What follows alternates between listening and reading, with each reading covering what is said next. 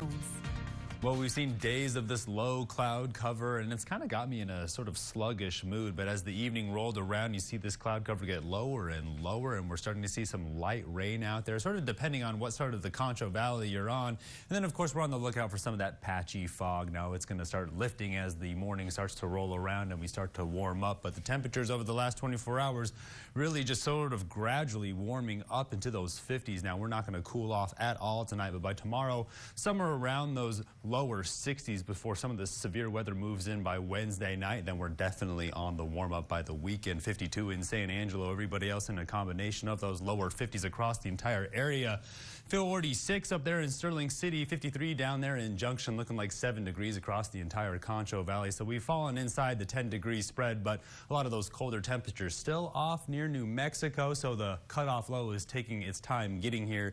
We thought it would speed up when it started to mix in there with some of that nighttime cooling settling in, but the dew points have moved way up into those 50s and those 40s, while the humidity indices, look at that saturation point, really just sort of reaching that entire area. That's where we could see some of that low-level fog. Now, as it continues to move up from the Concho Valley, we have been looking towards the south to watch this instability make its way in. That's where we can see some of that low cloud cover, some of those misty conditions. So we're talking about a gentle soaking. Now, was talking with some of the production over the break when we saw the ice storm move in. This is sort of the same setup, but the temperatures are not nearly as cold.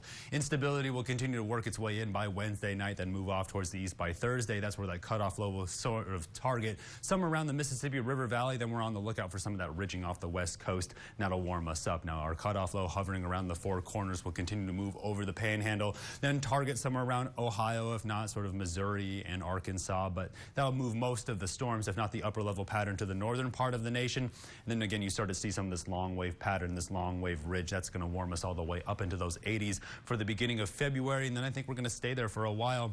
Water vapor imagery showing you how these systems are slowly coming together throughout the course of the day. The cutoff low getting closer and closer towards New Mexico, and that's sort of showing you that lifting as it pushes across the Sierra Madres. Now, the cold air will mix somewhere around Missouri, but off the west coast, we have our eye on the next round of dry air to make its way in. Again, going to warm us up. Now, severe weather outlook has quieted down, but by tomorrow, definitely looking at the Concho Valley in that bullseye before it moves off towards the east. Take you down to the surface because mostly the cloud cover is what we were talking about. Gives a good look at the Concho Valley because we're going to keep our eye on the eastern side of the region as we make our way into Wednesday night. Now, been talking about that low cloud cover all day. This is where we're going to start to see it by tomorrow. Now, this is tomorrow evening by 10:30. You see how it's on that edge, but you're going to see that stark delineation of cloud cover moves out of the way overnight. Then by Thursday, just clear skies, and that'll push us all the way into the weekend. It's going to be a beautiful one, so get out there and don't waste it. So tonight, down not anything at all, only into those 50s, on the lookout for some of that light rain. Then tomorrow, still looking out for some of that light rain. That cloud cover will push up. Then as the evening rolls around, on the lookout for some of that severe weather. You saw the future cast.